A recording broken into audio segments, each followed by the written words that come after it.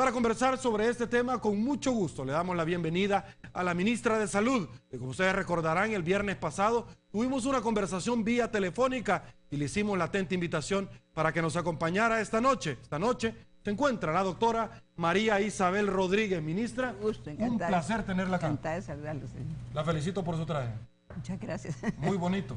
Estamos compitiendo. Estamos compitiendo, vamos a competir muy bien. También nos acompaña esta noche el doctor Carlos Sorante, nefrólogo.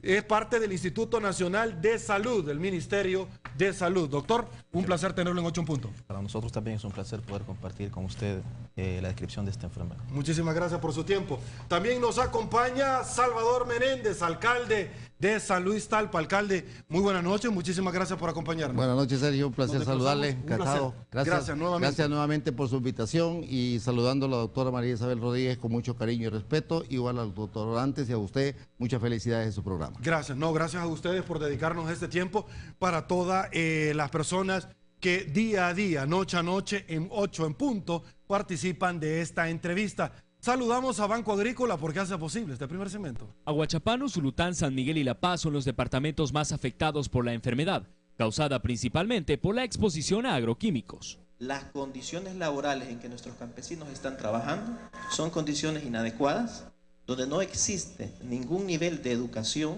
entrenamiento, vigilancia, protección ante el enfrentamiento de sustancias químicas peligrosas. El informe detalla que son los hombres los que sufren más de insuficiencia renal crónica, principalmente los que trabajan en la agricultura. Predomina en el hombre agricultor, pero no es exclusiva del hombre agricultor, porque también existen mujeres sin ser agricultoras que transitan por campos fumigados, que conviven con un almacenamiento inadecuado de sustancias químicas. El municipio de San Luis Talpa en La Paz es uno de los más afectados y ya registra 54 muertes. Además de la exposición a químicos, sus habitantes conviven con barriles abandonados con tóxicos. La posición de la Alcaldía Municipal de San Luis Talpa es, como siempre, que nos retiren los tóxicos de la fábrica de Quimán. El segundo tema es el tratamiento adecuado médicamente para las personas que sufren insuficiencia renal hoy por hoy. Especialistas del Ministerio de Salud desarrollarán un censo en San Luis Talpa para identificar cuántas personas padecen de la enfermedad. Identificar la enfermedad, los pacientes que están muriendo de ella, pero más que todo queremos ir al aspecto preventivo. Este investigador adelantó que aún no puede determinar si las muertes han sido consecuencia de los tóxicos abandonados desde la década de los 80. Nosotros tenemos que hacer análisis para ver la distancia entre la bodega y el enfermo que diagnostiquemos. Tenemos que analizar no solamente un punto o un factor, tenemos que hacerlo en el concurso de la multiplicidad de riesgos que existen. El Ministerio de Medio Ambiente ya identificó 3 sustancias asociadas a la insuficiencia renal crónica. De órganos fosforados, órganos clorados y solamente determinar puntualmente toxafeno. El alcalde de San Luis Talpa anunció que este lunes llegará a la Asamblea Legislativa para entregar una pieza de correspondencia en la que solicitará apoyo ante el problema. Para Teleprensa, Canal 33, Armando Godoy. Ok, esto queríamos poner en contexto. Antes de iniciar esta entrevista, debo de hacer un breve viaje cronológico de cómo hemos ido avanzando, dándole seguimiento a este tema. Inicialmente en el mes de mayo nosotros invitamos acá al alcalde de San Luis Talpa, en el cual pudimos nosotros conversar inicialmente de esto que se estaba suscitando en la zona. El pasado viernes nos acompañó el alcalde, nos acompañaron también la ministra vía telefónica y un representante de una empresa donde estaban depositados estos contaminantes, estos tóxicos. Ellos se refirieron a una empresa eminentemente bancaria en el país. Quiero ser muy enfático y muy responsable con esta teleaudiencia. Nosotros le trasladamos a ellos la oportunidad, la invitación, mejor dicho, para que nos pudieran acompañar y ellos han sido muy categóricos en decir el proceso todavía no ha culminado. Irresponsables seríamos nosotros de poder emitir juicio de valor. Vamos a esperar hasta que las autoridades terminen un proceso y quede en calidad de cosa juzgada y con mucho gusto vamos a dejar clara nuestra posición. Las puertas obviamente están abiertas de Canal 33 y esta entrevista. Esto es importante para nosotros porque obviamente trasladamos objetividad, profesionalismo e igualdad en esta entrevista. Arranco, luego de esto, con la ministra para conocer un poquito qué es lo que se ha encontrado hasta este momento, ministra, en este andar, en las investigaciones que se han hecho, cómo se ha podido avanzar en este tema. Mire, muchísimas gracias por la invitación y sobre todo por ofrecer un foro necesario e indispensable para el conocimiento de la enfermedad, dado que si no fuese por estos espacios que se abren para que la población y los distintos sectores de la vida nacional, empezando por nuestros propios ministerios y luego terminando por la Asamblea Legislativa, no pudiéramos llegar a lo que estamos pensando que debemos de llegar por fuerza, que es precisamente a llegar a la regulación de todos los tóxicos y sustancias que consideramos y que tenemos elementos para decirlo así, que están provocando la enfermedad.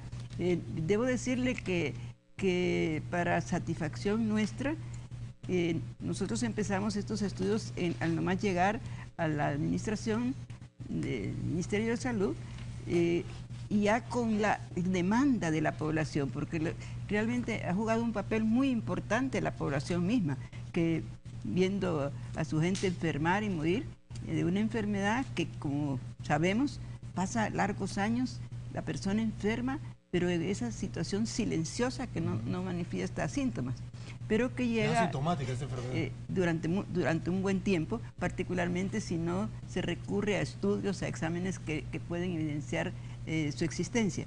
Lo interesante del caso nuestro es que esta, como usted sabe, es una enfermedad que prácticamente estamos viendo que existen casi en todo el territorio nacional, particularmente en la zona costera y sobre todo en las zonas agrícolas del país.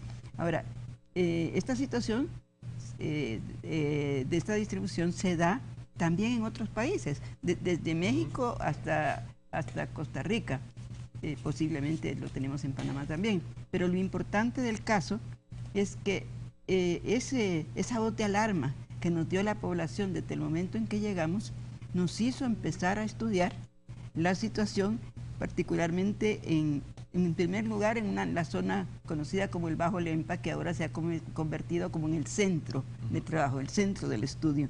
Luego en regiones de occidente como Guayapa Bajo, en regiones del oriente como el nefrooriente, lo que le han dado a llamar los investigadores, y aquí nos lo va a decir el doctor Orantes, el nefrooriente, lugar conocido como la Perisas, pero en todos caracteriza a esta enfermedad el hecho de que el enfermo durante mucho tiempo, como digo, permanece asintomático, pero se enferma con lo que se conoce como insuficiencia renal, cuando ya el riñón ya está en condiciones de no funcionar, y en un determinado momento se puede confundir con la enfermedad renal producida por otras causas y que por largos años la hemos conocido, y que al final es muy difícil establecer una diferenciación si no se recurre a estudios como los que hemos recurrido a lo largo de todos estos años. A mí me ha tocado a partir del año 2009 dar una batalla no solo nacional sino internacional, porque la verdad es que ha habido bueno, no diría razones, sino elementos para que muchas personas se nieguen a aceptar que esta enfermedad está producida por tóxicos, particularmente por agrotóxicos que están generando la enfermedad. Lo interesante de esto es que hemos dado una batalla no solo aquí en el país, sino a nivel de muchas regiones del continente, a nivel de la región de las Américas, como también a nivel mundial.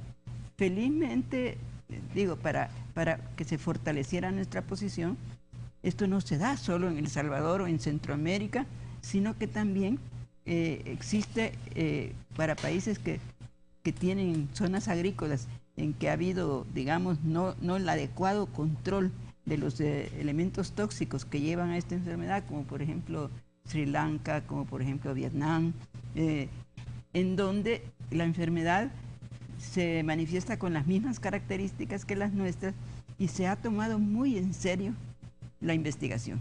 Se ha tomado muy en serio la investigación y los distintos sectores trabajando juntos, Ministerios de Ambiente, de Agricultura, juntamente con los Ministerios de Salud, han logrado caracterizar esta enfermedad que con las mismas coincidencias que nosotros lo hemos hecho. Okay. Entonces, para nosotros en este momento es importante que tenemos el respaldo internacional, okay, y de una enfermedad que definitivamente podemos decir, y con mucha certeza, que obedece a causas distintas de las que habitualmente se venían pensando, como las que se producen por diabetes, hipertensión y otras causas. Nosotros en este momento tenemos elementos, y tal vez más tarde los podemos detallar, claro que sí, que nos caracterizan esta enfermedad, que tiene esa cualidad, el que es prevenible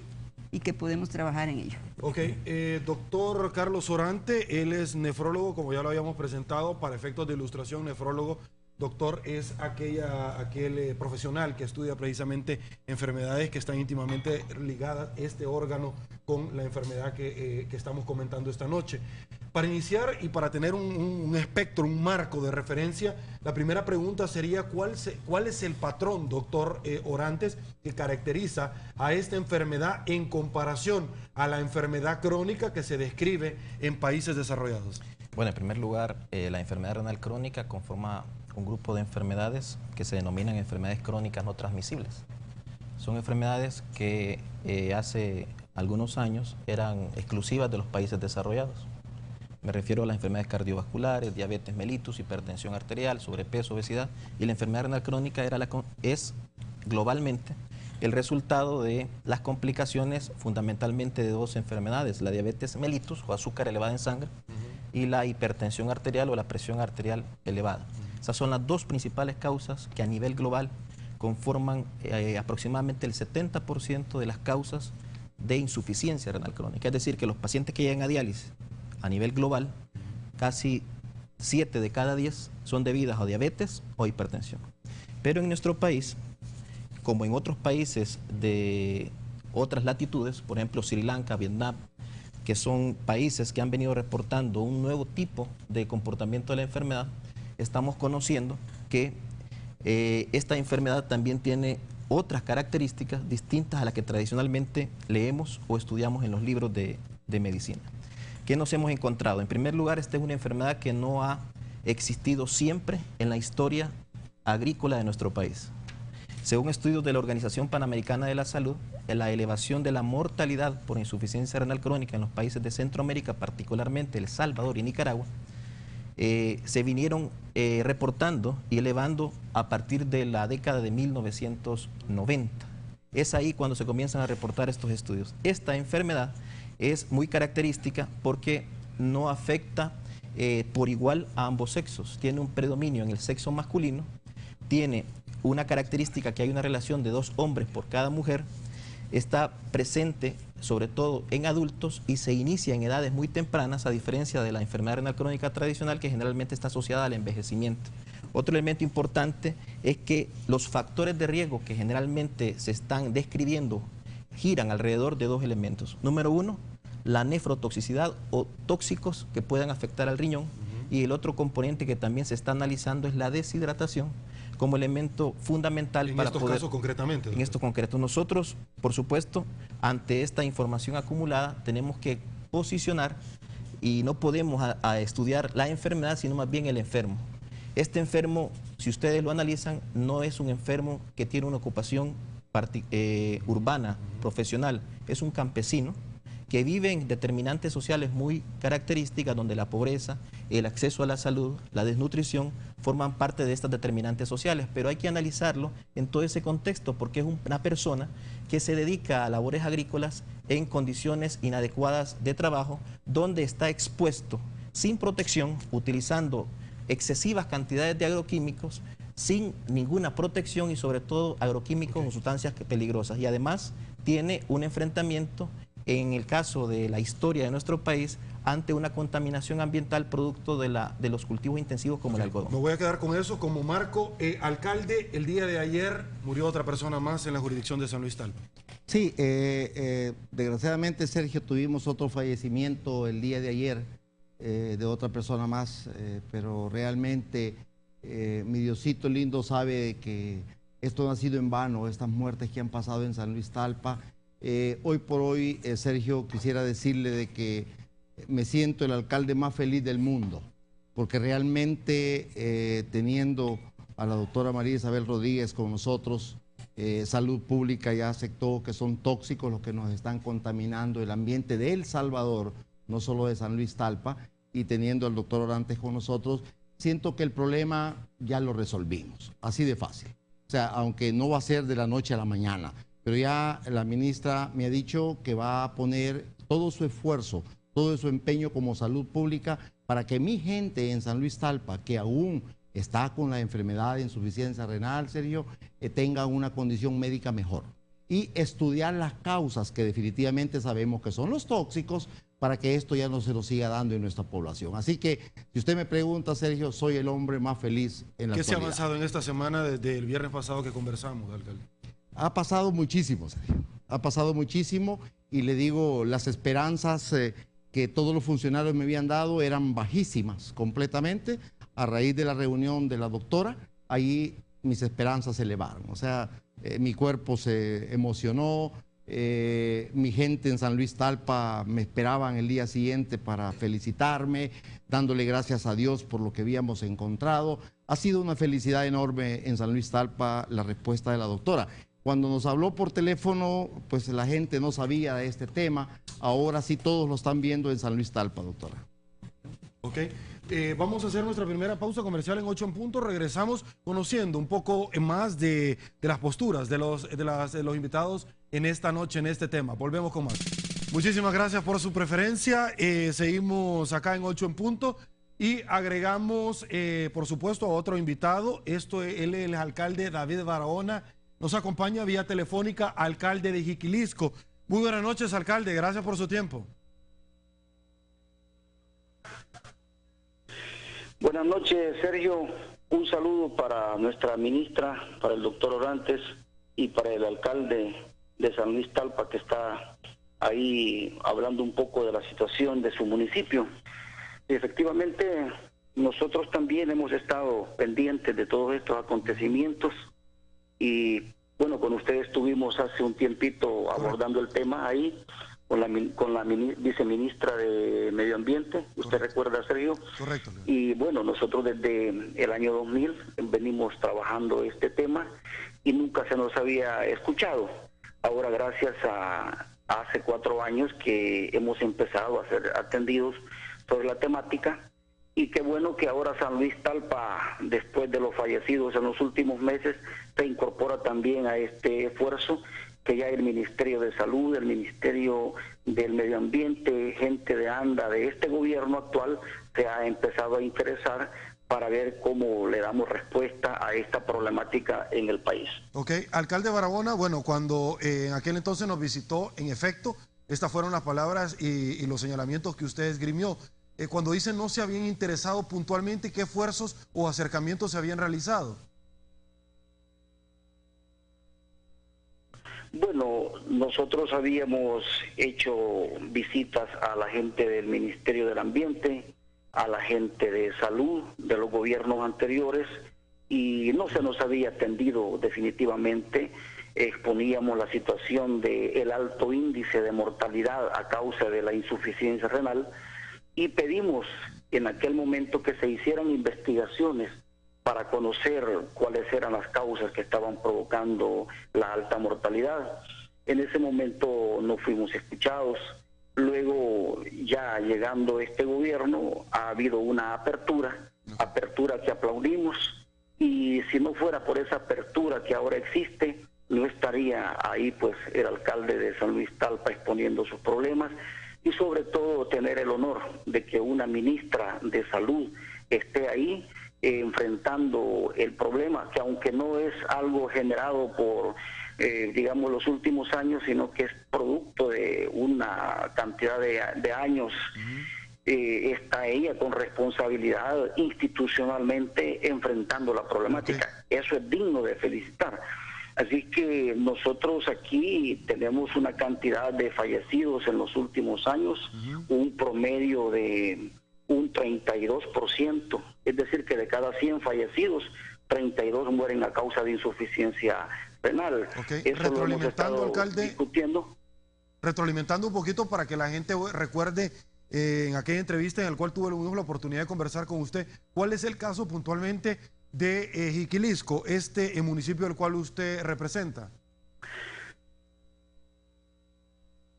Bueno, el caso actual es que después de todos los esfuerzos que se han hecho, ya el Ministerio de Salud, el gobierno central, ha construido una unidad renal en el sector sur de Jiquilisco, en el Bajo Lempa. Se sigue con la alta mortalidad, pero ya hay esfuerzos para poder hacer labores de prevención, porque eso es lo más importante, la labor preventiva. Pero yo he estado siempre planteando que hay que darle una atención a esto de carácter integral. Yo creo que en esa dirección va el Ministerio de Salud. La mortalidad sigue alta, pero ya tenemos la posibilidad de llevar a alguien a que sea atendido en este hospital que ya está debidamente equipado y que ese es producto de la gestión y sobre todo de la respuesta que este gobierno ha dado a eso. Ahora esperamos que en San Luis Talpa también se avance en esa lógica y hay que saber entender que este no es un problema solamente de estos dos municipios, sino que de toda la parte costera del país y de los países de Centroamérica y quizás de otros lugares. Así que en ese sentido estamos contentos con la respuesta que hemos tenido. ¿Cómo no? ¿Se determinó cuál era la causa de esta muerte concretamente? Bueno, nosotros tenemos entendido que han habido algunos estudios por parte del Ministerio del Ambiente, donde han definido que hay algunos elementos pesados en algunos lugares, cosa que yo no la puedo decir, sino que serían las personas responsables que han hecho la investigación.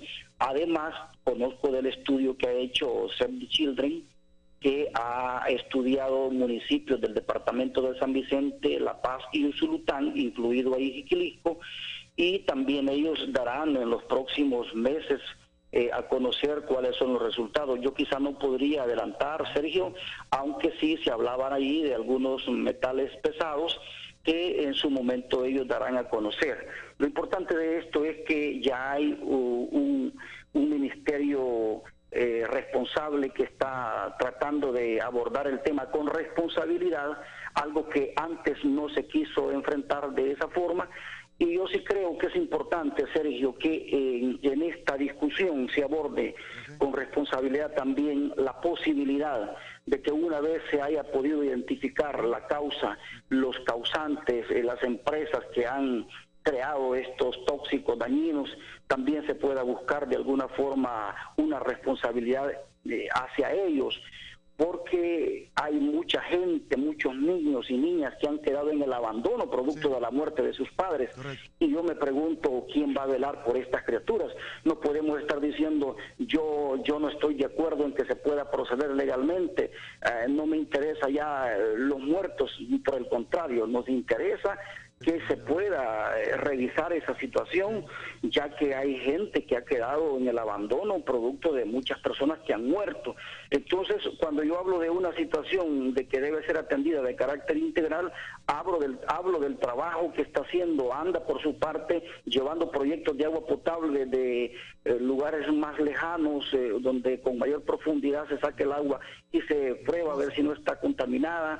Hablo de las campañas preventivas y de las labores que ya está haciendo el Ministerio de Salud y de muchas otras acciones que se puedan realizar en favor de la población, para que esto sea visto de forma integral y que no se quiera hacer ver ahora al país que este es un problema que resultó hace un año o hace 2 años. Este es un problema que viene desde hace mucho tiempo, lo hemos venido señalando, pero nunca nadie había querido ponerle manos, porque claro, no les convenía. Ahora, gracias a este gobierno, sí, estamos empezando a tener respuesta, y de eso debe sentirse dichoso el alcalde de San Luis Talpa. Alcalde, bueno, muchísimas gracias por el tiempo que ha dedicado esta noche acá a esta tribuna de entrevistas. La invitación para que nos acompañe en su momento cuando usted ya tenga este informe y por supuesto también conversar un poquito más adelante. En aquel entonces era una expectativa Fomilenio 2, desarrollo de la zona costera, por supuesto, Jiquilisco. Hoy ya se ha dicho oficialmente que se estaría dando este segundo compacto. En su momento, la invitación para que nos acompañe. Gracias, alcalde. Cómo no, gracias a usted. Gracias, Sergio, y por la invitación. Ahí estaré en el momento que usted lo requiera. Un saludo, un abrazo a la distancia para toda la gente que está con usted ahí en ese foro que es muy importante. Felicitaciones a usted y al canal por darle importancia a estos temas que son de relevancia para el país. Buenas noches a todos. Gracias. Y todas. Buenas noches. Saludo para el pueblo de Jiquilisco. ¿Cuál es la situación? Porque usted lo sentía, todo lo que estaba diciendo el alcalde cuando decía, mire, la ministra sí nos está respondiendo, a diferencia de gobiernos anteriores. ¿Cuál es la situación o cuál era la situación que ustedes encontraron en Jiquilisco y cuál hoy por hoy es la que tienen? Bueno, creo que Jiquilisco ha sido uno de los lugares, yo diría, más favorecido por la investigación, ¿no? Pienso que tenemos la alarma, la voz de alarma, como digo, iniciada por las propias comunidades, que generó nuestro interés y nuestro deseo de dar una respuesta a un padecimiento que está causando un alto número de muertes y que está siendo comprobado a lo largo de todo este tiempo. Se fue haciendo simultáneamente con todos estos estudios que se fueron haciendo. Pues Jiquilisco ha sido uno de los centros principales de la investigación. Y yo quisiera insistir en esta situación. La detección de la enfermedad, la investigación hecha alrededor de esto, nos ha orientado hacia una enfermedad que lógicamente estamos viendo muchas de sus consecuencias, porque el número de muertos y demás es producto de todo un largo proceso de contaminación, es decir, lo que indican los datos de la investigación, y lógicamente nosotros en este momento tenemos que ver no solo el efecto de la enfermedad, sino buscar esas causas que se están demostrando para evitar que se sigan produciendo casos, que se sigan contaminando los grupos de población, porque lo que nos importa en este momento es precisamente detener esta situación. ¿Y cuáles serían los mecanismos y los caminos a través de los cuales vamos a detenerlo? En primer lugar, yo creo que es muy importante el trabajo que se va a hacer con todas estas comunidades en este momento en que se están haciendo el estudio, porque no solo se está haciendo el estudio de las personas, que es básico, sino el estudio de suelo, el estudio de agua, y lógicamente ese hábitat que rodea al paciente, ese hábitat en su trabajo, en el lugar donde vive, tiene que ser modificado. Nosotros no podemos cerrar los ojos a lo que está pasando y que está contaminando más personas. Ministra, usted esta mañana dijo, bueno, primero no quiero lanzar alarmas, pero fue bien categórica en asegurar esta mañana, basada en un estudio de la institución, que la causa fundamental de enfermedades renales crónicas es el uso indiscriminado tóxico en la agricultura de nuestro país. Exacto. Pregunto, si se llegara a determinar en la jurisdicción de San Luis Talpa, ya vimos nosotros en Jiquilisco, podríamos decir que muy buena parte de la zona costera de nuestro país tiene este problema, ministra.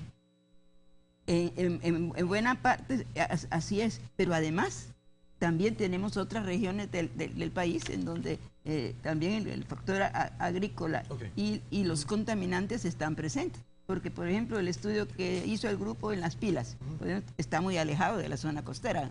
Entonces, tenemos una serie de otros centros. Ahora, tenemos elementos, pero yo digo que sobre todo tenemos elementos para evitar que la gente se siga contaminando o que gente que ha empezado con la contaminación continúe produciéndola. Entonces yo pienso que esta acción, que debe ser una acción nacional del Estado y de la población, debe de llevar incluso a evitar que se siga contaminando la gente. ¿Qué significa eso? Que los aspectos de regulación de sustancias, de compra, venta, importación y todo debe ser regulado. Sí, ya vamos a conocer de una iniciativa que el señor alcalde de San Luis Talpa va a presentar ante la Asamblea Legislativa la próxima semana. Doctor Orantes, este caso también de Jiquilisco, usted estuvo muy cerca de esto. Cuéntenos un poquito. Le vamos a empezar a dar forma. Tengo menos un minuto y medio y en el segundo bloque, en el siguiente bloque seguimos con esta situación.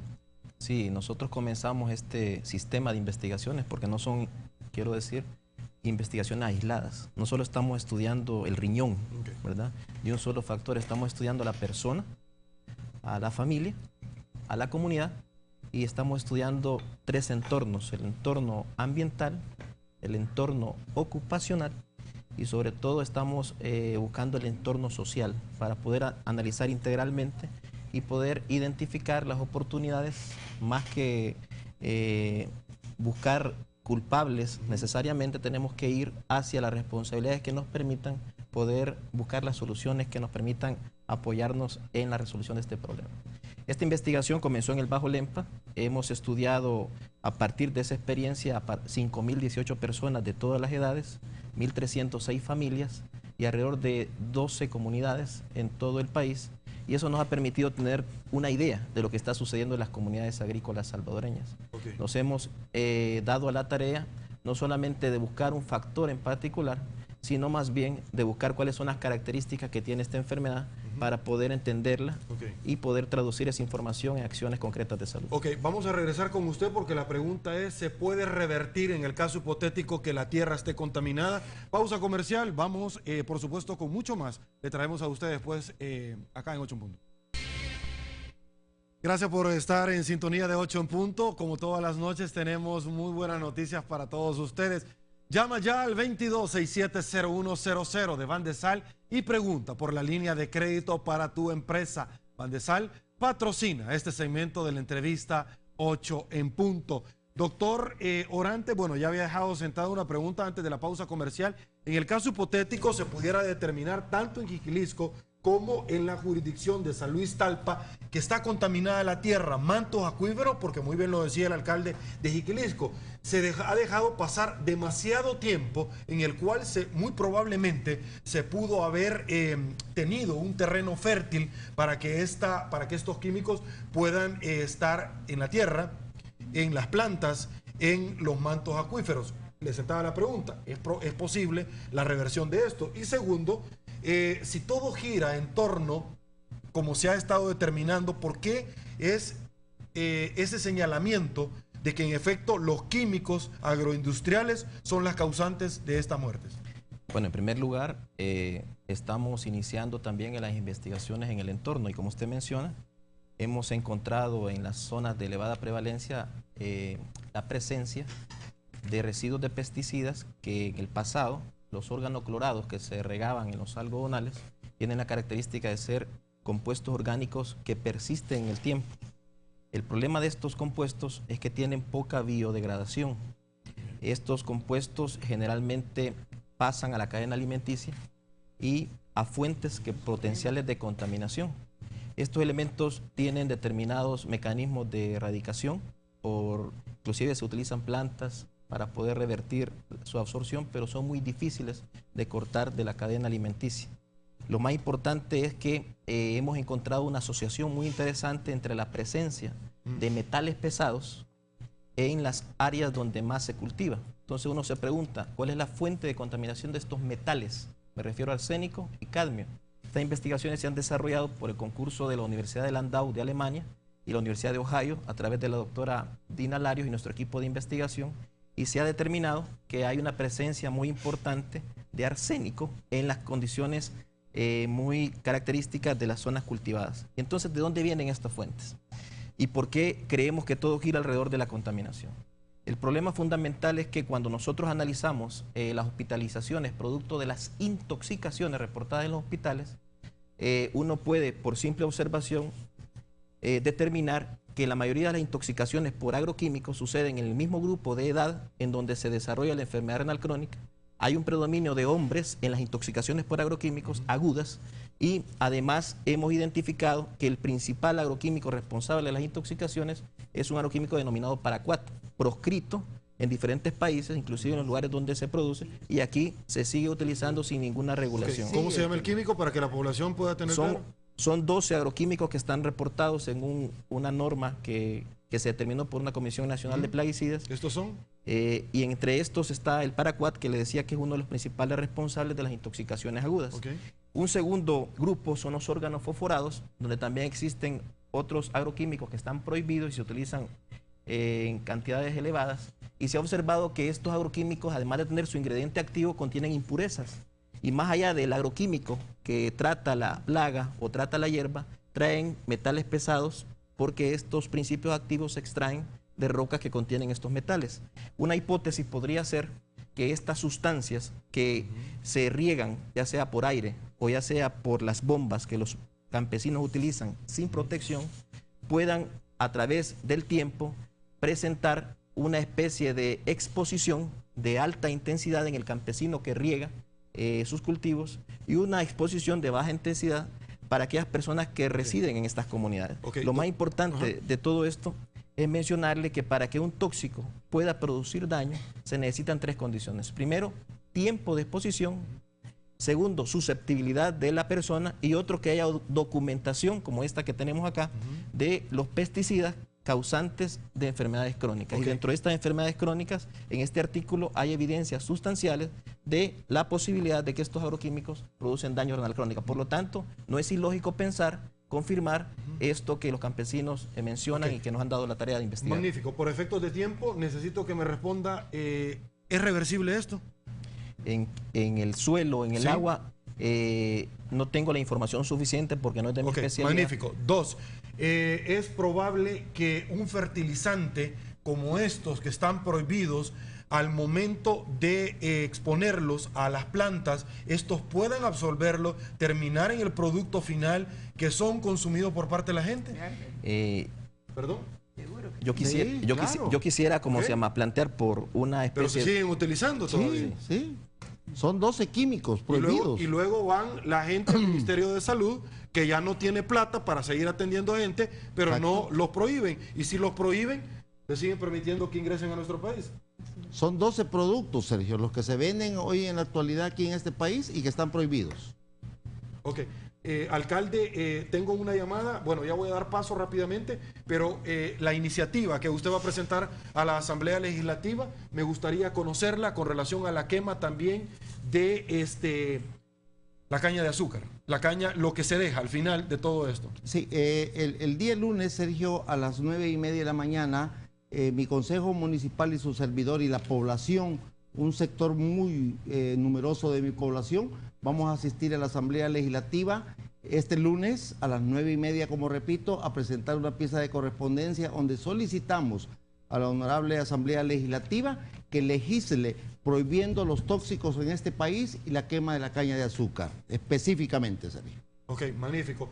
Alcalde, ¿qué ha pasado con los barriles? ¿Cuándo los van a sacar? Es una muy buena pregunta, Sergio. El Ministerio de Medio Ambiente había dicho hasta finales de septiembre que falta pues todavía un buen tiempo. ¿El fiscal ya ordenó? El fiscal ya ordenó y dijo que era en el mes de agosto que eso se retiraba, que ya tenían el dinero. Medio Ambiente dijo también que ya tenían el dinero, pero hoy tengo la información que dicen que es el Fosafi el que tiene que retirarlos. Entonces, primero Dios que no me vayan a salir, que no me lo retiran, porque no hay quien los haga. Bueno, ¿y dónde lo van a ir a quemar? Porque ya dijeron en Metapán que no los van a dejar entrar. Pues ahí yo no sé. Ok, otra pregunta. Y así se me ha trasladado, porque obviamente así me lo han dicho. Me han comentado que Alba Alimentos está comprando fertilizantes que muy probablemente pueden causar daños. Efectivamente, Sergio, los ambientalistas como el doctor Navarro ha confirmado este tipo de información. Yo no lo tengo confirmado, Sergio, pero lógicamente está bien fácil. Agarremos un producto de Alba Alimentos también, llevémoslo a un laboratorio y lo vamos a determinar. Ok, magnífico. Bueno, aquí está la autoridad para que lo hagamos. Tengo una llamada telefónica, al igual que la ministra nos habló el viernes pasado, bajo el criterio de paridad acá. Le doy la bienvenida a Francisco Gutiérrez, que es parte de la Mesa Agropecuaria Indígena. Muy buenas noches, don Francisco. ¿Don Francisco? ¿Don Francisco Gutiérrez? Bueno, tenemos un par de problemitas por ahí. Me parece que al final perdimos la llamada. Don Francisco, por favor, vuélvanos a llamar, que por supuesto es importantísimo para todos nosotros conocer su posición. Ministra, por favor, con lo que hemos nosotros conversado hasta este momento. Con lo que hemos conversado queda todavía mucho más claro que estamos en camino de enfrentar un serio y grave problema de salud pública cuyas determinantes estamos en condiciones, yo creo, de profundizar e identificar, pero que sobre todo tenemos la necesidad de un trabajo conjunto intersectorial a nivel nacional en el país que nos permita abordar esta problemática y hacer una campaña, un trabajo de tipo preventivo muy importante para evitar que se nos siga contaminando la población. Magnífico. Pausa comercial en 8 en punto. Regresamos con más. Estamos de regreso. Ministra, la Organización Panamericana de la Salud, OPS, por sus siglas, hizo un llamado de atención al país por el aumento de casos de insuficiencia renal crónica. Además, el continuo hallazgo de químicos abandonados. Para septiembre, la instancia ha solicitado a la cartera, a la cual usted dignamente dirige, un informe detallado de la situación. ¿Cuánto dinero invierte el Ministerio de Salud en atender la insuficiencia renal, tomando en cuenta que en el país es la causa número 1 de muertes hospitalarias, ministro? Esa es una de las informaciones que nosotros hemos pasado a la Organización Panamericana de la Salud, porque nosotros hemos dado la voz de alarma en todos los foros internacionales. De manera que, con todo gusto, pero compartimos la información con la OPS muy de cerca. Y yo quisiera decirles que el trabajo nuestro durante todos estos años ha tenido por objeto precisamente compenetrar a la gente con esta problemática. Y creo que no es racional, diría yo, que cerremos los ojos a sabiendas de que se nos está dando una voz de alarma para impedir que la situación que está produciendo el problema se siga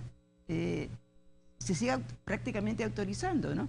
Entonces, para nosotros, la campaña preventiva que se está planteando debe de ser apoyada por todos, porque realmente no es lógico que a sabiendas y teniendo el conocimiento necesario para evitar una situación que termina con la muerte de nuestra gente, no la estemos enfrentando.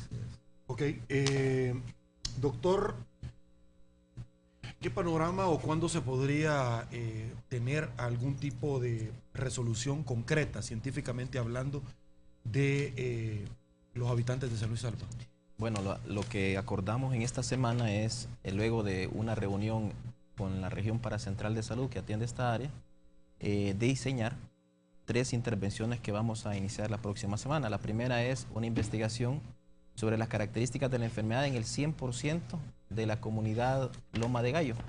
Esta investigación nos va a permitir cuantificar la enfermedad y además identificar quiénes la padecen, en qué intensidad está la enfermedad, para poder simultáneamente atender a estas personas y hacerlo no hasta la diálisis, sino en todas sus etapas. La segunda actividad que vamos a desarrollar es una campaña preventiva y educacional para poder tener comités de salud importantes para que nos ayuden a conocer más esta enfermedad y poder actuar en correspondencia con salud. Okay. Y por último vamos a hacer un estudio para identificar los riesgos ocupacionales presentes en la zona, para luego tener las asociaciones que nos permitan tener una dimensión más objetiva de la situación de San Luis Talpa y satisfacer esta demanda que el alcalde ha estado desarrollando, en el sentido de poder dar un abordaje más allá de salud, sino involucrar a todos los sectores para dar un abordaje integral. Alcalde, ¿se ha podido conversar con algunos diputados de la Asamblea Legislativa de la iniciativa que usted va a presentar el día lunes en la Asamblea? Sí, ya hablé con varios diputados de diferentes fracciones políticas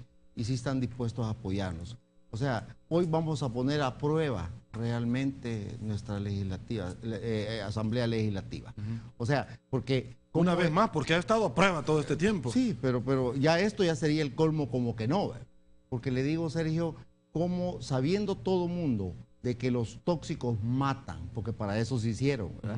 Y que ya se determinó por salud pública, porque aquí está la declaratoria de San Salvador, que la ministra de Salud Pública dijo el 26 de abril de este año, donde están firmadas por todos los ministros de Centroamérica, ¿verdad? Y abajo por Lina Poli, el ministro de Medio Ambiente. Concretamente, ¿qué dice ahí? Exactamente, donde se hace el conocimiento de que sí, efectivamente, la insuficiencia renal es por tóxicos. Fácil. ¿Verdad? Entonces, eso le digo, sería irresponsable de nuestros legisladores que no le tomen importancia a este caso. O sea, ese es algo que tienen que hacerlo definitivamente porque la población lo está pidiendo a gritos. Así que hoy es una vez más, como usted dice, aprueba este tema. O sea, la prohibición de tóxicos y la no quema de caña de azúcar en este país. Ok, bueno, la oportunidad para que reivindiquen con la población salvadoreña, ¿verdad? Espero en Dios que así sea. Ok. Ministra, imposible que usted esté acá y que yo no le pregunte sobre el dinero que iba a recibir del FONAT y que ya no va a recibir. Es una pena porque yo creo que en las reuniones previas en las cuales tuvimos oportunidad de participar, se demostró la bondad del proceso tal como se había planteado. En otras palabras, que había la discusión en el seno de la Asamblea sobre planteada por algunas personas dentro de la comisión correspondiente, en el sentido de que nosotros no podíamos ofrecer un servicio que compitiera con un seguro privado, porque ahí está en juego esa situación. Es primera vez que hago esta discusión pública, pero creo que lo tengo que decir. De hecho, el Ministerio de Salud ha venido por todos estos años organizando el sistema de emergencias médicas que permitiría establecer un sistema que abordara y, mejor dicho, pudiera darle cuidado, atención adecuada al individuo que sufre un accidente en el lugar donde lo sufre, pero de alta calidad. ¿Esto le iba a coadyuvar a usted para hacerle frente a la asistencia de personas que resultaban hasta cierto punto? Esto complementaba, porque ya el Ministerio de Salud está gastando una cantidad importantísima en esto. Y de hecho, en los dos préstamos, tanto el del Banco Interamericano de Desarrollo como el del Banco Mundial, un componente bastante importante es el que se refiere a todo el sistema, digamos, prehospitalario, antes de que el individuo llegue al hospital. Ahorita se está ponderando otro empréstito dentro de la Asamblea Legislativa. No, es el préstamo que ya fue aprobado. Se acuerda que costó tanto que se aprobara, y que parte de él también está para el sistema de emergencias médicas. Ahora, lo interesante es que la gente debe saber que la forma en que estaría planteado, la otra alternativa que se discutió en la Asamblea, hace que en un determinado momento ese seguro que cubriría la emergencia va a cubrir una parte del costo del accidente. En otras palabras, cuando esto termina, el individuo va a pasar al sistema público. Es decir, que no resuelve el problema en su totalidad. Entonces, el FONAT viene a complementar lo que el Ministerio de Salud está invirtiendo ya en eso, en un sistema adecuadamente organizado que el país lo necesita urgentemente.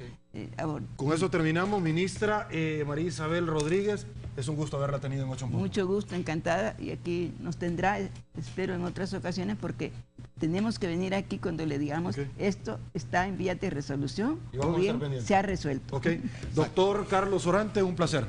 Alcalde, siempre es un gusto. Sería un placer saludarle. Gracias igualmente. Amigos televidentes, muchísimas gracias por sintonizar la entrevista 8 en punto. Repetición, sábado a las 8, domingo a las 9 y el domingo 7:30. Debate político. Carlos Toledo, Sergio Méndez. Vamos a estar acompañándolos a ustedes. Hasta el lunes.